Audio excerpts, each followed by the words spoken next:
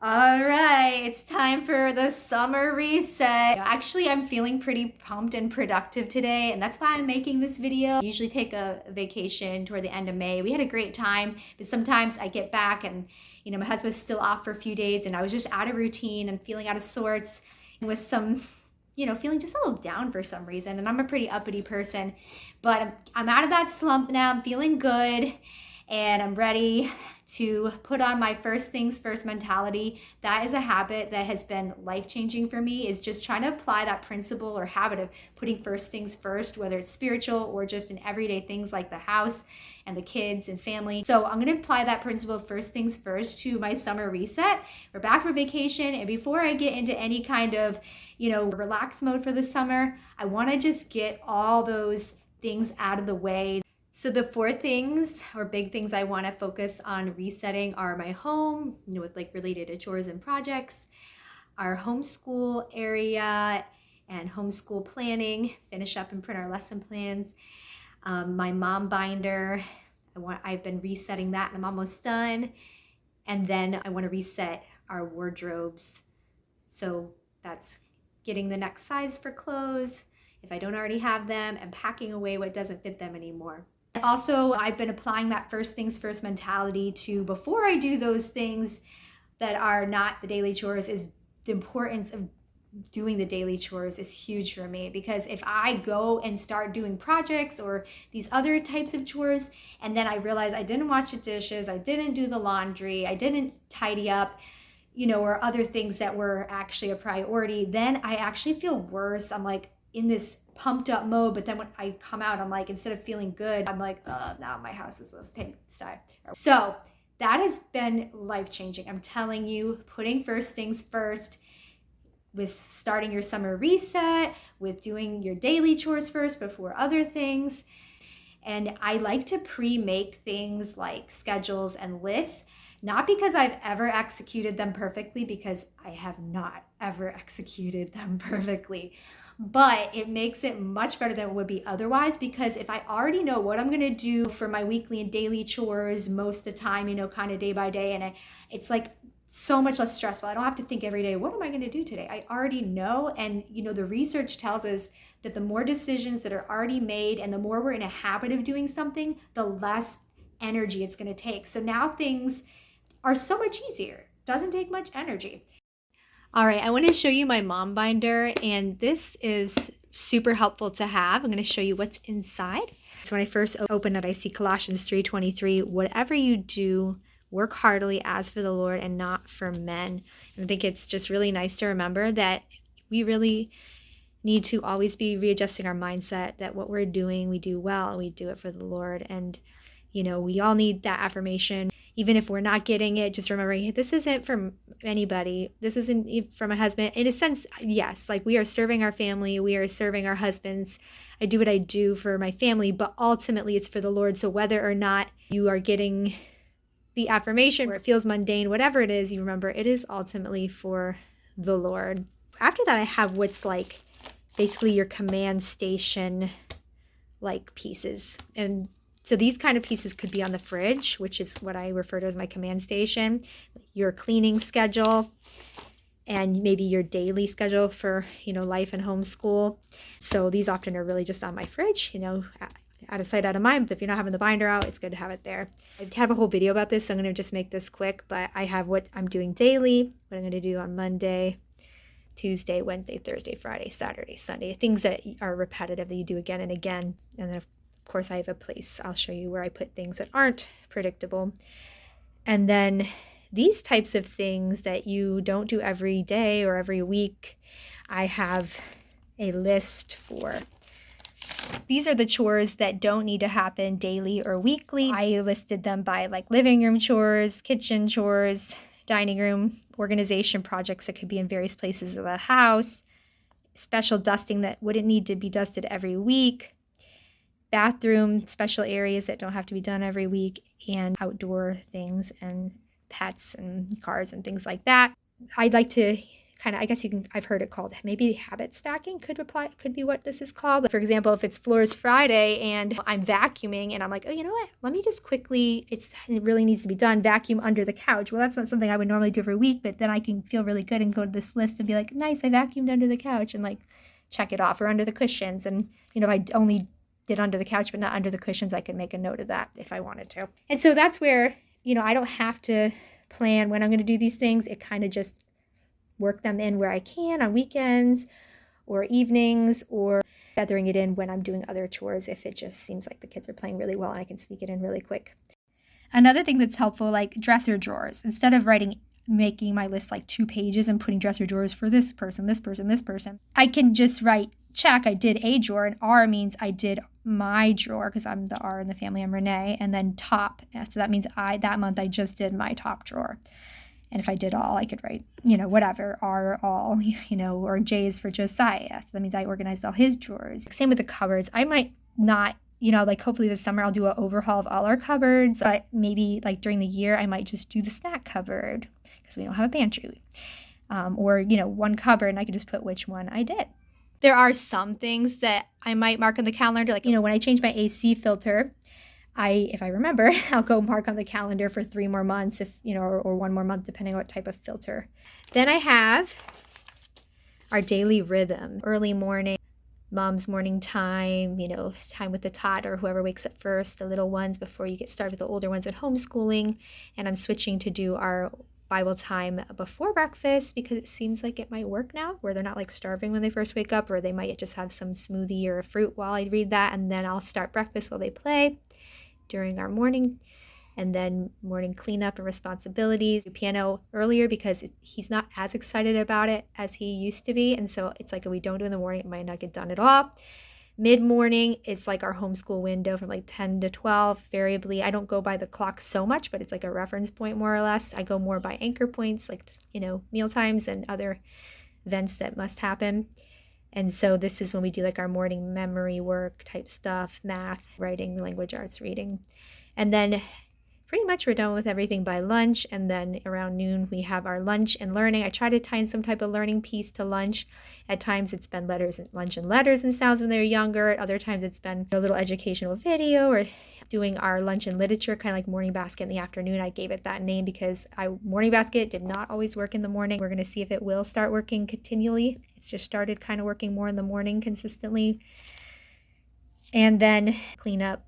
That's a big important part, is always cleaning up after each meal before I move on to the next thing. Is like a huge first things first, because then it's done, it's out of the way, and I can focus on the people and the things that are most important. So open time, and then, I put my daughter down for a nap around 2 or so. And then while she's sleeping, I do like a special snack and story time with the older ones. Sometimes I call it tea and tail. And then I'll usually cycle the laundry. By this time, part of my mealtime cleanup is actually doing the wash for after breakfast, the dry after lunch, and then the folding after snack and story. So like after each meal, you're cycling the laundry. And then I can fold the clothes, do any other to-dos I need, and then if I have extra time, I will play with them too. And then when the baby wakes up, she will join us in play. And her snack's kind of variable. She'll either do a snack then, sometimes she'll do a mid-morning snack. It's a little tricky because of her nap. Anyway, then we may have some more open time. Of course, errands, play dates, other things. Play dates sometimes will happen in the morning open time, like meet up at lunch with our friends, so we can have from like right before lunch or during lunch to like my baby's nap. Then we have cleanup time. I try to get that done before my husband gets home, because once he's home, I want them to be able to just enjoy daddy and not me being like, okay, time to get your pajamas on, time to get, clean up and stuff like that. And that still happens sometimes, but I try to, for the most part, have the main things out of the way so that they're focused and not distracted by the excitement of daddy being home. And I want them to have that quality time with him. And then evening, dinner, devotion, and daddy time. I don't know if you've noticed, but I use acronyms like morning, menu, memory work, MMM, Bible, breakfast, BB, wake in the word. That acronym, wake in the word, I saw from another mom, but she didn't use acronyms as a system, but it is helpful to jog your memory. So yeah, then dinner, devotion, and daddy time. Then I usually clean up after dinner while he's spending time with them. And then I will finish up the other things. Pajamas hopefully are done by this point, like I said, but it'll be now like a bedtime snack, brushing their teeth, putting them to bed. I put the baby to bed first and then the other two. And then, you know, when they are sleeping, I'll thaw the meat, kind of do a final reset. I like to always make sure the house is, everything's reset and done so that I start that morning feeling good and able to put first things first and have that time with the Lord. Obviously, there's days it doesn't happen with younger kids where they wake up before you, but even then I'll try to still get it in quickly. And then obviously it's time for spending time with my husband and other things. Another good thing to add to the front of this or to keep on the fridge and on the command station is a schedule for my homeschool group, or just going ahead and writing all the dates from that onto the calendar, and then maybe just still keeping the copy in your mom binder. All right, so then that was a long part, but the rest of this I'll go through quickly. So here's like a good place to do some brain dumping. I'm in transition of resetting my binder, and part of that was, am I going to do my brain dumping in my original little mini binder, or am I going to start just having it here in my big binder so everything's in one place? I'm really big into consolidating and having as much as I can in one place, but if it doesn't work, it doesn't work. So you gotta, I don't know, I gotta figure that out. But for right now, I'm gonna experiment and see if it works. So here can be just things I need to do, like, you know, today or this week. Projects I'll group together in sticky notes, like these things kind of go together, homeschooling kids, projects at home, errands. And then when, you know, you're done, you can crumple it up. It's kind of feels good. And I'll sometimes use symbols, like a circle usually will remind me of a steering wheel, so it's something that's an errand. A little square reminds me of a computer screen, so if it's something I have to do on the computer, I might put a little square by it. My mini brain dumping binder has tabs as well. There I have like those current to-dos and the tab for long-term projects and to-dos that don't need to happen right away. Next thing after that is homeschool logs. So this would be kind of like your attendance record. So it's all like things you'd have in your planner if you bought a homeschool planner. And I actually have this, my homeschool planner on Teachers Pay Teachers, and I just put it in my binder. And goals, and you could have one for each kid or yourself. Reading tally log. So I found it was very cumbersome to write every title of the book. I found that it's probably not even necessary to keep a tally log, but it is nice to know how many books did we read each month, and then put total numbers for the year. And it's kind of nice to put in the portfolio. And so for each month, I'll put a tally for each book we read and a star for each chapter book, and next to the star what the name of the chapter book was, because I like to know that. And I even write in the front of chapter books in the cover, like the date in which child I read it with, and you know, when it was completed. Writing log, this is for writing that it's not going to be in the portfolio because it's a letter that we sent away, or it's in another place, like a journal that's maybe going to be spanned across years, or they're still writing in the journal. And birthday cards or things like that, so I can remember that they did that kind of writing that you won't see in a portfolio otherwise. Curriculum resources, now this would be like I'm planning for the next year, what we're going to do for each subject. And this would be when I'm thinking about month by month. Now, I made these to share and hoping I'd end up using them. And I kind of have, but what I find is I just end up, I'm this type of person, I plan for the whole year before the year starts. Like it's not, you know, gradually over the spring and summer. And I end up just doing it all on the computer. I've tried to do a paper because, you know, I'm not a big screen person, but I still end up going to the computer and sneaking it in the evenings or weekends when my husband's watching the kids. But anyways, if I wanted to be screen free for that aspect, you know, I could write in for each month what I want to be doing for the different subject areas or what our unit themes would be. And then if I didn't want to type up my daily rhythm like I just went through, that's how I ended up typing up this year. I've done so many different formats over the years since my son was in preschool. But if I were to do a paper without a computer, I would just use this format for building my daily rhythm and changing it each year. And then this would be like taking my year at a glance and then saying, okay, planning by the month and then by the week. And so I have all the elements for things like Charlotte Mason and things like that as well up here that would, you know, not be like the core subjects. And then down here could be your kind of unit theme plan, like what book am I going to read for history and science and what activity or whatever. And then instead of using this kind of month at a glance format, another format I made was this one that shows these same elements but in a bigger format. And instead of using then the week by week, you'd on the back side of this, you know, have like 1 week, 2 weeks, and then you'd make another copy of this for weeks 3 and 4 of the month. And then after the school year is over, as you're getting to the end, you want to plan for how you're going to do, if any, learning time during breaks like summer. What I end up doing is, like this year, I'm going to Monday math, like maybe after we've had a few weeks at the beginning of the summer off, I'll just have them do like math just on Mondays, and then maybe writing just on Wednesday. So writing Wednesday WW, and then maybe try to read every day, but be flexible. And then, try to do piano every day, but be flexible. I like to think of summer as a great time also for resetting habits and preparing for growth in our, disciplines in various areas, whether spiritual or, things like chores. So for myself and for my kids. So for example, if I wanted my son to grow in responsibility, I might add a new responsibility over the summer so that by the time the school year comes, it's kind of already set, or not. And that's that. And then homeschool plans, I will print when I'm done what our plans are for the year. Again, I could do it here. These are my hard copies, but mostly I'll be using the logs, I think, because I ended up just typing it up. It's just what happened.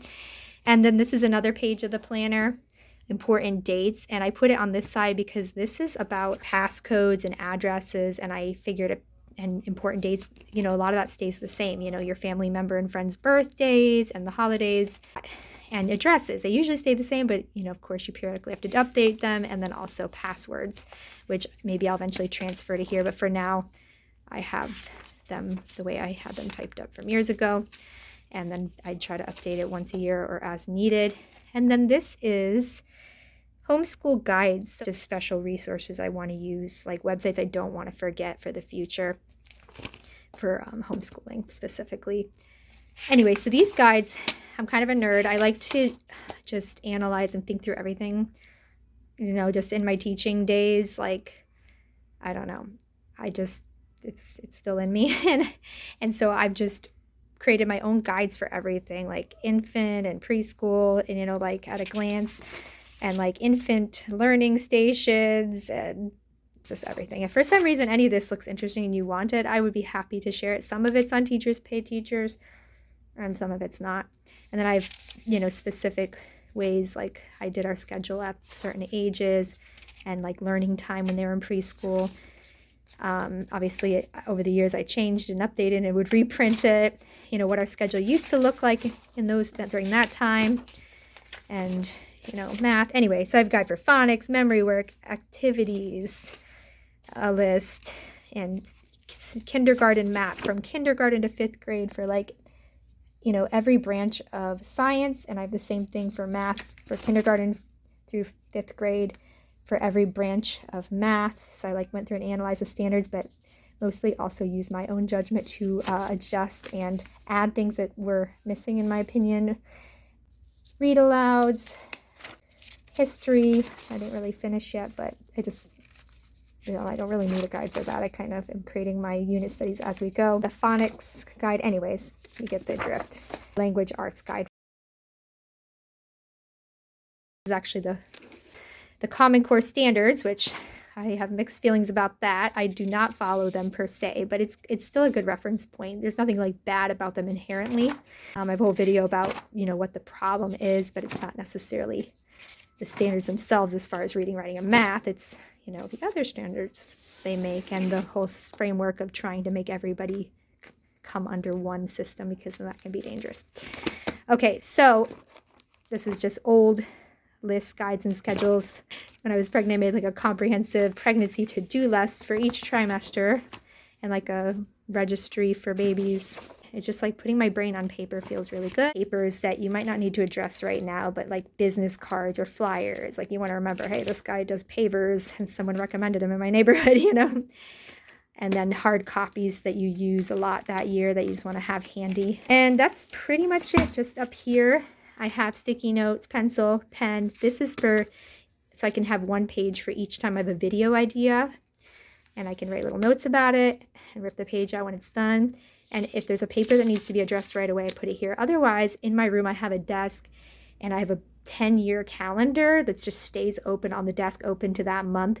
And like if it's a paper I don't really need to deal with right now, but I do need to deal with, not want to file it away and forget about it, then I stick it under this. Like if it's June, I turn the page in July, I would see like some papers. And then if those papers still could wait and not be addressed right now, then I would, when July comes, then I move them into August, and hopefully I've addressed any papers that really had to be addressed. Because sometimes things can be put off, like ordering your baby's birth certificate, but you don't want to forget about it altogether. And so having it on my calendar is a good reminder. I have to be actively every month opening my calendar and moving papers off of it. So it's forcing me to touch those papers. Whereas if I just stick it even here, it might more easily get forgotten. But having a couple that I definitely have to address here, like sooner or later than here. And if I find, well, really, I didn't have to address that right away, so it's here too long and it's too many papers, then I go ahead and put them in the calendar. So that is what's working for me right now. I got a little mom hack for you, or anybody hack. Instead of using the little paper tabs, I mean, you can, those are great, but it's just quick and I can make changes anytime I want to these tabs if I use this, it's actually a permanent marker, but you can erase it by either rubbing over it with a dry erase marker and then wiping it. It comes right off with dry erase marker, or using Mr. Clean. Mr. Clean's also great to clean page protectors that aren't, that are a little stained from a marker.